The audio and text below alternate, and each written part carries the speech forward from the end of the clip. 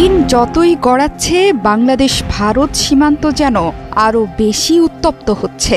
এবার বাংলাদেশ ভারত সীমান্তের ভারতীয় অংশের পশ্চিমবঙ্গের নদিয়ার কৃষ্ণগঞ্জের মাঝদিয়ার একটি আমবাগানে 4টি গোপন বাংকারের খোঁজ মিলেছে।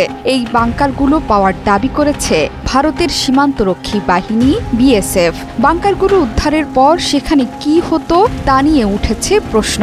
জানা গেছে শুক্রবার রাতেই গোপন সূত্রে বাংকারের খবর পান ভারতীয় সীমান্তরক্ষী বাহিনীর সদস্যরা।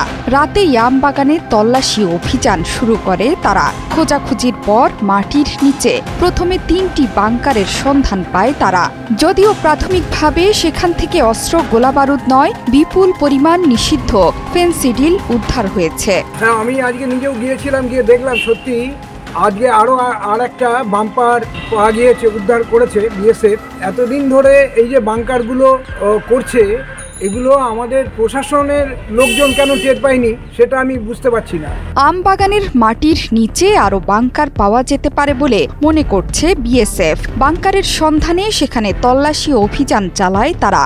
অভিযানে আরও একটি লোহার বাংকারের খোঁজ মিলেছে। এটি ছিল প্রায় 10 ফুট চওড়া ও 15 ফুট লম্বা, উচ্চতায় প্রায় 8 ফুট। বাংকারের খোঁজ পাওয়ার পর তল্লাশি চালিয়ে সেখান থেকে প্রচুর ফেনসিডিলও উদ্ধার করে সীমান্তরক্ষী বাহিনী এবং কৃষ্ণনগর পুলিশ। পরে ক্রেন এনে লোহার বাংকারগুলো তুলে ফেলা হয়। এইভাবে একটা নির্মাণ কাজ কি করে সম্ভব হলো সেটাই আমাদের বোধগম্য হচ্ছে না। আর আমরা এই ধরনের কোনো জিনিস এর আগে দেখিনি, যে এরকম একটা পরিকল্পিতভাবে যে যারা এই চোরা কারবার করে, বিশেষত ফেন্সিডিলের কারবারি যারা, তারা যে এভাবে একটা মজুত করে রেখেছে, দীর্ঘদিন ধরে রাখছেও, এটা জানতে পারলো না।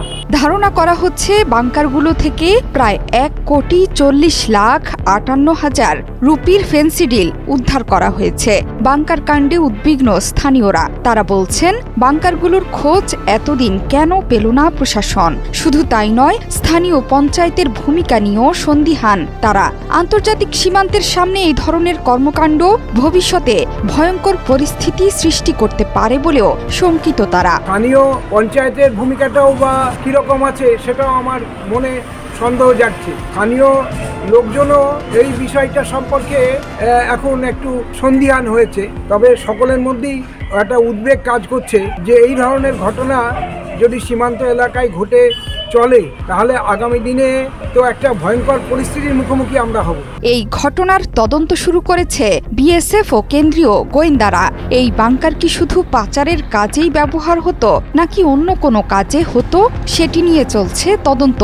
নদিয়ায় ভারত বাংলাদেশ সীমান্ত থেকে ঢিল ছোড়া দূরত্বে ভারত ভূখণ্ডে পাওয়া গেল বাংকার। ভারতীয় গণমাধ্যম বলছে মাঝদিয়া কলেজের কাছে চাষের ক্ষেতের পাশে একটি ঘর বানিয়েছিল স্থানীয় কয়েকজন। ওই ঘর থেকে চাষের কাজ দেখভাল করা হয় দাবি ছিল তাদের। সেই ঘরেরই পাশে মাটি চাপা দেওয়া অবস্থায় ছিল বাংকারের মুখটি, যা দৈর্ঘ্য ও প্রস্থে প্রায় 3 ফুট। কিভাবে সেই এলাকায় এমন বাংকার হলো সেটি নিয়েও উঠেছে প্রশ্ন। যদিও বাংকারের ভিডিও দেখে অনেকে বলছেন এগুলো ভারতের সাজানো নাটক, কারণ বাংকারগুলো একেবারে নতুনের মতো, কোনো প্রকার জংও ধরেনি। জোহরা চৌধুরী সেতু, ৭১।